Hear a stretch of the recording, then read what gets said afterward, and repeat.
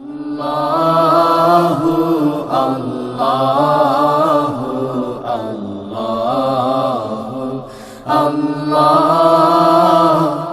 अल्लाहु अल्लाहु अल्लाहु अल्लाह।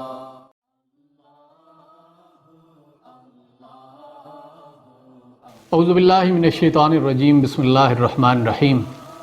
रब्बि इश्रह ली सदरी व यस्सिर ली अमरी वहलुल उक़दतम मिन लिसानी यफ़क़हू क़ौली।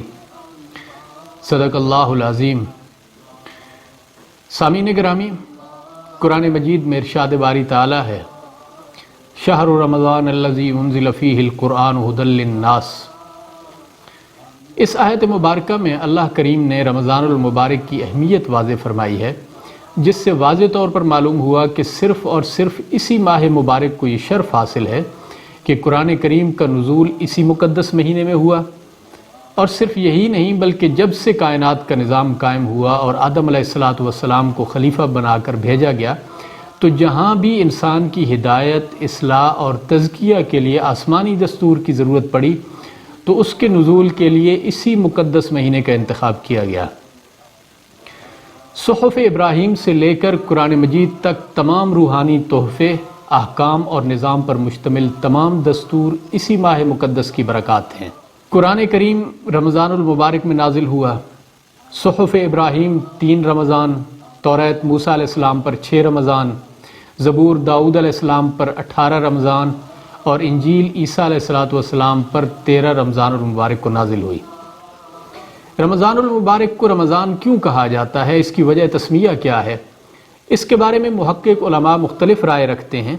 बाज़ उलमा का ख्याल है कि रमज़ान अस्माए इलाहिया में से एक इसम है, इसलिए इसे शहर रमज़ान कहा जाता है, यानी अल्लाह का महीना। जबकि बाज़ दूसरे उलमा के नज़दीक रमज़ान रमज़ से मुश्तक है, जिसके मानी जलाने के हैं। चूँकि इस मुबारक महीना में गुनाह जला दिए जाते हैं या ये महीना गुनाहों को जला देता है, इसलिए इसको शहर रमज़ान यानी गुनाहों को जलाने वाला कहा गया है।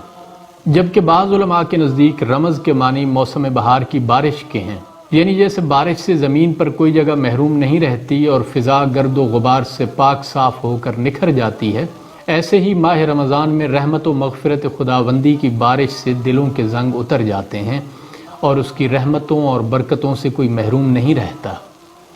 रमज़ानुल मुबारक में दीगर इबादात के साथ साथ कुरान मजीद की तिलावत का ख़ास एहतमाम करना चाहिए, और सिर्फ़ तिलावत नहीं बल्कि पूरे गौर व फ़िक्र के साथ इसे समझने की कोशिश भी करनी चाहिए। अल्लामा इब्नुल क़य्यिम रहमतुल्लाह अलैह लिखते हैं कि लफ़्ज़ कुरान मुहावरा कर्रातुल हौज़ से माख़ूज़ है। जो हौज़ पानी से लबालब लबरेज़ होता है और उसमें मज़ीद एक कतरा भी शामिल नहीं किया जा सकता, उसे कर्रातुल हौज़ कहते हैं। चूँकि कुरान करीम भी उलूम और मार्फत व हिकमत से लबरेज़ है, इसलिए इसे कुरान कहा जाता है।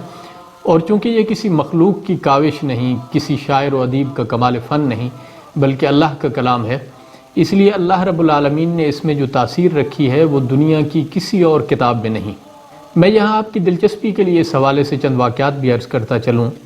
कुरान मजीद की चंद आयात जब पहली मरतबा मशहूर नक्काद अदब और इस्लाम दुश्मन वलीद बिन मुगीरा ने सुनी तो बेख्तियार पुकार उठा कि खुदा की कसम ये कलाम लाज़मन गालिब होगा, इस पर कोई चीज़ गलबा ना पा सकेगी और ये अपने नीचे हर चीज़ को रौंद डालेगा। अरब का मशहूर शायर लबीद आमरी, जिसके एक शेर पर फरजदक जैसा अजीम शायर भी सजदरेज़ हो गया था, उसके बारे में एक ज़रबुल मिसल मशहूर थी कि इसके अशार को अपनी अपनी गर्दनों पर लिख लो, खा खंजर की नोक से ही क्यों ना लिखना पड़े। उसने जब कुरान पढ़ा तो बेख्तियार कहने लगा कि ये किसी इंसान का कलाम नहीं हो सकता, और फिर उसी वक्त इस्लाम कबूल कर लिया। बाद में एक मरतबा हज़रत उमर फ़ारूक रज़ियल्लाहु ताला अन्हु से मुलाकात हुई तो आपने उसकी दिलजोई के लिए फ़रमाया कि चंद अशार ही सुना दो।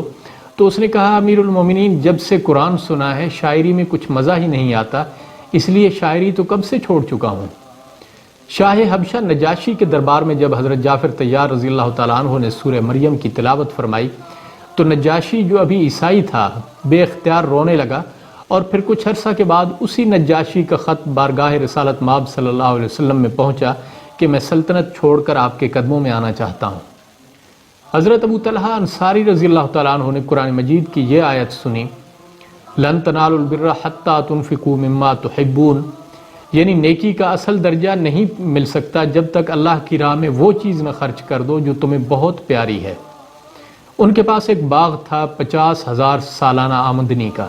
آپ نے اسی وقت بارگاہ نبی صلی اللہ علیہ وسلم میں حاضر ہو کر عرض کیا کہ میں یہ باغ اللہ کی راہ میں پیش کرتا ہوں۔ ایک مرتبہ حضرت عمر فاروق رضی اللہ تعالیٰ عنہ اپنی خلافت کے ایام میں مسجد کو آتے ہوئے بیمار ہو گئے اور ایسے نڈھال ہوئے کہ راہ ہی میں دیوار سے ٹیک لگا کر بیٹھ گئے۔ لوگوں نے گھر پہنچایا، لوگ عیادت کے لیے آنے لگے۔ پوچھنے پر معلوم ہوا کہ کوئی شخص قرآن مجید پڑھ رہا تھا۔ آپ نے عذاب کی آیتیں سنی تو یہ حالت ہو گئی۔ محمود اور منصور عباسی جیسے حکمران جب غصے میں کوئی انتقامی فیصلہ صادر کرنے لگتے تھے تو اہل دربار میں سے کوئی ایک شخص کھڑا ہو کر اس حوالے سے قرآن مجید کی ایک آیت تلاوت کر دیتا اور ان کا غصہ ندامت میں تبدیل ہو جاتا تھا۔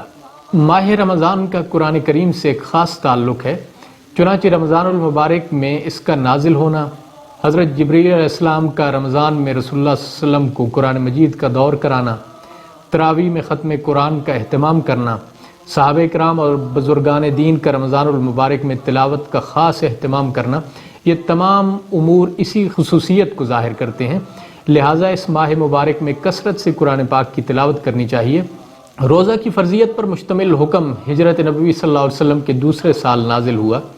اس بارے میں سب سے پہلے یہ آیت کریمہ نازل ہوئی، یا ایھا الذین آمنوا کتب علیکم الصیام کما کتب علی الذین من قبلکم لعلکم تتقون، اے ایمان والو تم پر روزے فرض کیے گئے جس طرح تم سے پہلے لوگوں پر فرض کیے گئے تھے تاکہ تم پرہیزگار بن جاؤ۔ اس ماہ مبارک میں روزہ دار کو بہت ساری فضیلتیں حاصل ہیں۔ احادیث مبارکہ میں آتا ہے، رسول اللہ صلی اللہ علیہ وسلم نے فرمایا، روزہ دار کا سونا عبادت، اس کی خاموشی تسبیح کے درجہ میں، اس کی دعائیں قبول اور اس کے گناہ معاف کر دیے جاتے ہیں۔ رمضان المبارک کی راتوں میں منادی کی جاتی ہے کہ ہے کوئی دعا کرنے والا کہ میں اس کی دعا قبول کروں، ہے کوئی بخشش طلب کرنے والا کہ میں اس کو بخش دوں، ہے کوئی گناہوں سے توبہ کرنے والا کہ میں اس کی توبہ قبول کروں، ہے کوئی صحت مانگنے والا کہ میں اس کو صحت عطا کروں۔ اس لیے رمضان المبارک میں دعاؤں کی کثرت کرنی چاہیے، تلاوت کی کثرت کرنی چاہیے، گناہوں سے توبہ کرنی چاہیے۔ علامہ عبد الکریم اپنی کتاب الفضائل والاحکام میں لکھتے ہیں کہ تجربہ اور مشاہدہ سے یہ حقیقت سامنے آئی ہے کہ رمضان المبارک میں جن گناہوں اور ناجائز خواہشوں سے آدمی بچتا ہے، تمام سال اس کا یہ اثر رہتا ہے کہ ان سے بچنا آسان ہو جاتا ہے۔ لہٰذا رمضان المبارک کی برکات سے مستفید ہونے کی ایک ہی صورت ہے کہ اس کے شروع ہوتے ہی عبادات اور ذکر و فکر میں نہ صرف ہمتاً مصروف رہنا چاہیے بلکہ زیادہ سے زیادہ گناہوں سے بچنے کی کوشش کرنی چاہیے، کیونکہ رسول اللہ صلی اللہ علیہ وسلم کا ارشاد گرامی ہے، رمضان المبارک میں اللہ کو یاد کرنے والے کو بخش دیا جاتا ہے اور اس سے مانگنے والا نامراد نہیں رہتا۔ اللہ کریم ہم سب کو رمضان المبارک کی رحمتوں اور برکتوں سے مستفید ہونے کی توفیق نصیب فرمائے، آمین۔ اللہ اللہ اللہ